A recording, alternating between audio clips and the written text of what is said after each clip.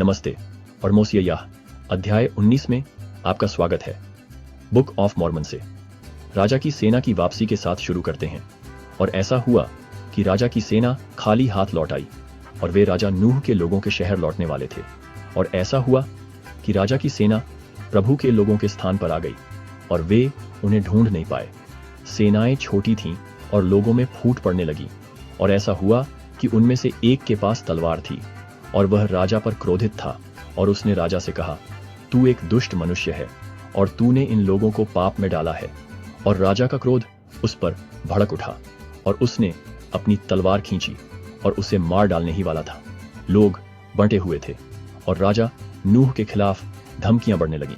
गिदोन नाम का एक बलवान आदमी और राजा का दुश्मन, उसने अपनी तलवार खींची और उसे मारने की कसम खाई। जैसे जैसे संघर्ष बढ़ता गया, राजा नूह ने भागने की कोशिश की। जैसे ही गिदोन ने पीछा किया, राजा ने लमानी सेना को आते देखा और दया की भीख मांगी। एक हताश कदम में राजा ने अपने जीवन के लिए गुहार लगाई। राजा नूह ने गिदोन से विनती की कि वह उसे न मारे, क्योंकि लमानी उन सभी को नष्ट कर देंगे। गिदोन ने उसकी जान बख्श दी और राजा ने सभी को जंगल में भाग जाने का आदेश दिया। और ऐसा हुआ कि वे जंगल में भाग गए और वे अपने तंबू और अपने परिवारों को लेकर जंगल में भाग गए। और ऐसा हुआ कि लमानी लोग राजा नूह के लोगों के विरुद्ध उतर आए और उन्हें मारने लगे। और लमानियों ने उनका पीछा किया और बड़ी संख्या में उन्हें मार डाला।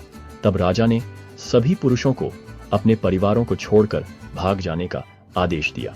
हालांकि कुछ पुरुषों ने अपनी पत्नियों और बच्चों को छोड़ने से इनकार कर दिया, दूसरों ने पालन किया। और ऐसा हुआ कि महिलाओं ने लमानियों से विनती की कि वे उन्हें न मारें।